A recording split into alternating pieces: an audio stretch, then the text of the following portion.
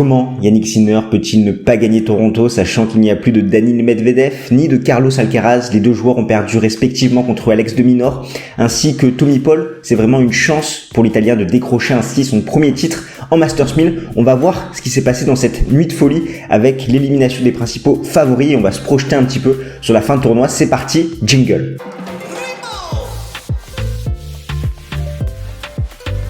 Autant que l'édition 2022 de la Rogers Cup ait connu un dénouement surprenant avec cette finale Pablo Carreño Busta contre Hubert Hurkacz, c'était assez logique d'une certaine façon, sachant qu'on était en pleine mutation, en pleine transition avec un sommet du tennis mondial qui n'était pas encore bien installé. On avait un Novak Djokovic qui ne pouvait pas rentrer sur le continent américain, un Daniil Medvedev qui n'avait pas digéré sa finale perdue à l'Open d'Australie, Rafael Nadal qui était blessé et plein de joueurs comme ça en méforme. Donc finalement, d'une certaine façon, ce résultat était un petit peu logique et encore en demi-finale, on avait quand même deux membres du top 10 avec Casper Ruud et Hubert Hurkacz. Par contre, en 2023, d'avoir ces affiches en demi-finale, de Minaur contre Davidovich Fokina et Yannick Sinner contre Tommy Paul, c'est un petit peu plus surprenant, je trouve, parce qu'on avait quand même un top 10 bien installé avec des joueurs solides sur dur, que ce soit Carlos Alcaraz, Daniil Medvedev, même s'il n'y avait pas encore Novak Djokovic, mais ça présageait un petit peu moins de surprises et au contraire, on a quand même de très belles surprises avec de Minaur, Davidovich Fokina et Tommy Paul et seulement un top 10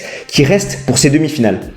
On va tout de suite revenir sur les quarts de finale et ces résultats un petit peu surprenants auxquels on a assisté, à commencer par la partie haute. Carlos Alcaraz qui a été vaincu par Tommy Paul, l'Américain s'impose 6-3, 4-6, 6-3 et comme en 2022, c'est Tommy Paul qui fait tomber l'Espagnol au Canada et je pense on va pouvoir renommer l'ami Tommy Paul en tant que tueur de joueurs espagnols, sachant que sur les 14 derniers matchs qu'il a disputé contre des Ibériques, il s'est imposé 13 fois. Sa seule défaite, c'était à Miami contre Carlos Alcaraz.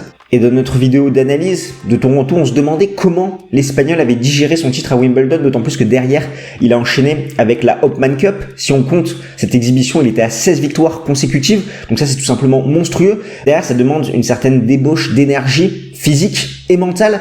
Et c'est vrai que l'Espagnol, cette semaine, ça a été compliqué pour lui. Il y a eu ce premier tour contre Ben Shelton où il s'impose en 2-7. On a vu un Américain qui évitait à tout prix les rallyes longs, sachant qu'il y a eu que 2 échanges qui ont dépassé les 8 frappes. Ça a été beaucoup plus compliqué contre Hubert Hurkacz, le Polonais qui a mené un set, un break, qui avait la bonne tactique pour museler un petit peu Carlos Alcaraz, c'est-à-dire l'agresser en permanence derrière, monter au filet, même si je trouve qu'il a eu une performance un petit peu moins bonne que celle à Wimbledon contre Novak Djokovic au service. Donc c'est dire vraiment que le Polonais était en mesure de gagner sans pour autant déployer son meilleur tennis. Derrière, dans le troisième set, Alcaraz il va mener 5-2 double break, il va se faire remonter pour finalement s'imposer au tie break. Mais on a senti un Espagnol un petit peu cuit, fatigué mentalement, physiquement, qui avait un petit peu perdu son jeu de jambes. Contre Hubert Hurkacz, c'était positif parce que les grands joueurs, ils savent gagner dans les mauvais jours quand leur tennis n'est pas au rendez-vous. Ça a été le cas contre le Polonais, mais ça n'est pas passé contre Tommy Paul, son bourreau déjà de l'an dernier au Canada, qui l'avait sorti d'entrée dans un match en 3-7. Il a remis ça. Vraiment, Tommy Paul qui a fait une très bonne performance. Sa tactique aussi, qui a été très intelligente, où il évitait un petit peu les longues lignes. Il jouait fort dans les diagonales où il croisait à chaque fois, que ça soit côté coup droit ou côté revers. Et on sait que la faiblesse de l'Américain, c'est un petit peu son coup droit, notamment en bout de course. On avait vu Novak Djokovic en demi-finale parfaitement l'exploiter. Par contre, il est beaucoup plus solide côté revers. Mais si l'Américain, ça lui arrive, il a quelques matchs où il arrive à être constant au niveau de son coup droit, il fait la différence et ça a été le cas contre Carlos Alcaraz où je trouve que son coup droit a très bien fonctionné contre l'Espagnol. Pareil pour son revers où à la relance, il a vraiment réussi à contrer le service kické de Carlos Alcaraz en retournant parfaitement dans les jambes, empêchant le service plus 1 de l'Espagnol qui, encore une fois, je trouve, était un petit peu émoussé et son jeu de jambes ne moulinait pas comme d'habitude. Il faisait des fautes inhabituelles et surtout, dans ce match, il était un petit peu trop sur la défensive contre l'Américain et on sait que lui, il a besoin d'être l'agresseur et là, c'était l'inverse, c'est Tommy Paul qui a agressé son adversaire et ça n'a pas du tout réussi à Carlos Alcaraz qui va devoir se reposer pour défendre son titre à l'US Open, à voir s'il va s'aligner ou pas la semaine prochaine à Cincinnati. Pour le moment, il est dans le tableau principal, mais bon, ça va être compliqué pour lui, sachant qu'il a 2000 points qui arrivent très rapidement à défendre et je pense vraiment qu'il a besoin de se poser un petit peu pour digérer ses émotions avec ce plus grand titre qu'il a acquis à Wimbledon dans une finale homérique contre Novak Djokovic. Tommy Paul, quant à lui, il continue son excellente saison après sa demi-finale perdue à l'Open d'Australie contre Novak Djokovic. Il sera 12e au pire lundi, il est 11e actuellement à la race. C'est sa première demi-finale en Masters 1000 après 2 quarts perdus en 2022. C'était déjà la Rogers Cup et au Rolex Paris Masters. Et l'Américain sera opposé en demi-finale à Yannick Sinner qui s'était imposé en 3-7 contre Gaël Monfils, 6-4, 4-6, 6-3. C'est la 4e demi-finale en Masters 1000 pour l'Italien cette saison. Sur les 5 Masters 1000 qu'il a disputé, c'est le véritable baromètre de cette saison 2023. Yannick Sinner, même s'il a connu un petit coup de mou après Barcelone, on l'a retrouvé à Wimbledon en demi-finale, même s'il se fait un petit peu cueillir en 3-7 contre Novak Djokovic, ça présage de belles choses pour la fin de saison s'il arrive à tenir ce niveau de jeu et surtout si physiquement tout va bien. Parce que là, l'Italien va devoir gérer la pression, il est le grandissime favori pour décrocher son premier titre en Masters 1000. Il a loupé le coche contre Jurkacz il y a quelques années et cette année contre Daniil Medvedev, mais là c'est l'occasion rêvée pour lui, ça serait la concrétisation finalement de cette belle saison 2023. Il est très très régulier, comme je te le disais. Bon, on va voir ce que ça va donner. Pour le moment, il a plutôt bien géré la pression à Wimbledon. On a vu son parcours où il était très favorable, il a réussi à aller en demi-finale. Après, on l'attendait pas forcément plus haut, mais c'est un petit peu différent là parce qu'il va falloir gagner le titre. Donc à voir comment Sinner va pouvoir gérer mentalement tout ça. En tout cas, très bonne performance contre Gaël Monfils où il s'impose en 3-7. Ça a été vraiment un super match entre les deux joueurs. Yannick Sinner, sa tactique, elle est simple. Du fond, il t'agresse en permanence, il te prive de temps. La balle revient très vite, très longue. Et on a également Monfils qui s'est adapté un petit peu à ce style de jeu, qui a voulu jouer Yannick Sinner du fond comme ça en l'agressant également. Je pense que ça lui a coûté un petit peu le match. S'il avait mis un peu plus de variation, mais il aurait peut-être fait déjouer Yannick Sinner, mais le jouer comme ça du fond, c'était pas forcément la bonne méthode avec Gaël Monfils qui revient quand même, qui fait un sacré parcours sur Tyra Banks, Tsitsipas et Vukic, mais qui n'avait peut-être pas assez d'essence dans le réservoir pour pouvoir challenger sur cette tactique l'Italien.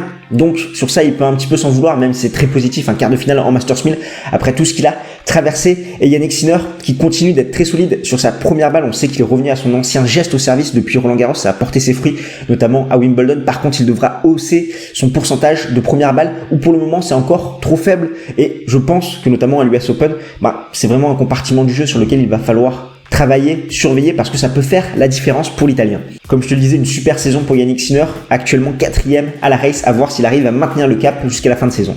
Avant de parler des résultats de la partie basse, et notamment l'élimination de Daniil Medvedev, un mot du sponsor de cette vidéo, Royalties. Tu connais la bourse, tu achètes des actions sur des entreprises auxquelles tu crois et en fonction de leur performance, tu vas pouvoir faire fructifier ton argent. Royalties, c'est la même chose, sauf que c'est pas des entreprises, mais des talents sur différentes disciplines. Là, bien sûr, c'est le tennis qui nous intéresse. Tu vas investir sur des joueurs. Tu as du Corentin Moutet, du Hugo Gaston, du Caro Garcia, du Daniil Medvedev, du Nick Kyrgios et des jeunes pépites comme Noskova. Tu vas acheter un ROI pour ces joueurs. Donc, c'est l'équivalent d'une action. Ça commence à 2 € et en fonction des performances de ce joueur, donc il y a un algorithme qui te calcule tout ça, ça dépend des performances sur le terrain, mais également sur leurs réseaux sociaux, s'ils vont faire le buzz ou non, par rapport à l'attractivité des followers qui vont gagner, tu vas faire plus ou moins des plus-values et ainsi faire fructifier ton argent. Donc c'est un concept novateur, ça permet vraiment d'investir dans les profils auxquels tu crois. Je te mets un lien d'affiliation dans la description, ça te donne accès à un bonus, à un reward en passant par ce lien. Et comme je te le disais, en moyenne, tu n'as besoin que de 2 €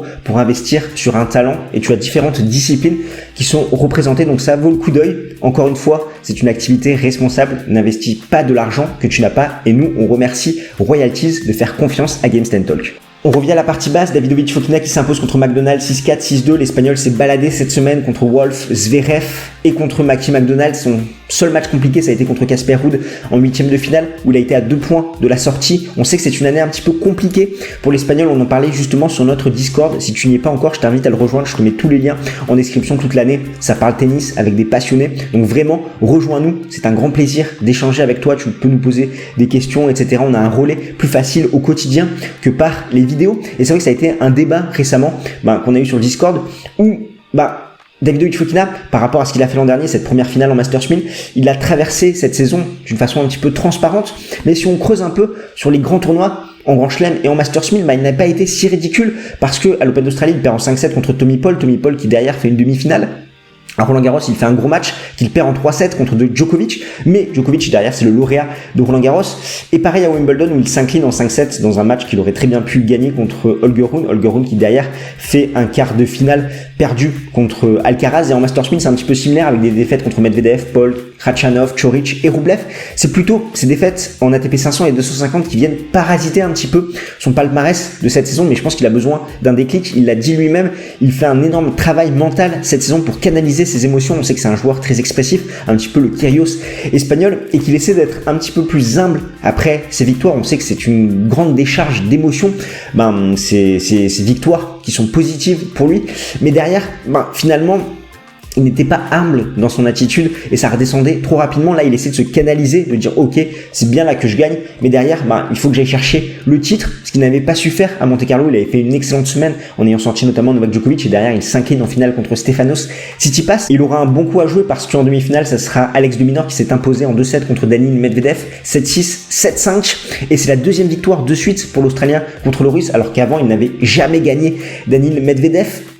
C'est sa 4e victoire contre un membre du top 5. La première est arrivée justement contre le Russe en octobre dernier au Rolex Paris Masters. Première demi-finale en Masters 1000 et finalement Los Cabos n'aura pas profité à Stefanos Tsitsipas, le lauréat, mais au finaliste Alex de Minaur qui fait une excellente semaine à Toronto.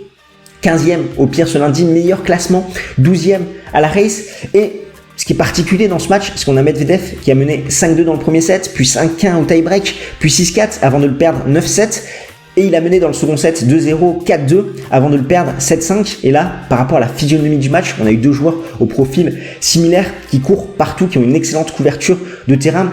Et là, il faut trouver un moyen de faire la différence pour justement faire le point. Ça passe par la puissance, donc mettre un petit peu plus de puissance dans ses frappes ou suivre vers l'avant ses coups, donc monter au filet pour terminer plus rapidement le point. On sait que les deux joueurs ne sont pas dotés d'une grande puissance, ils s'appuient plutôt sur la balle de leurs adversaires.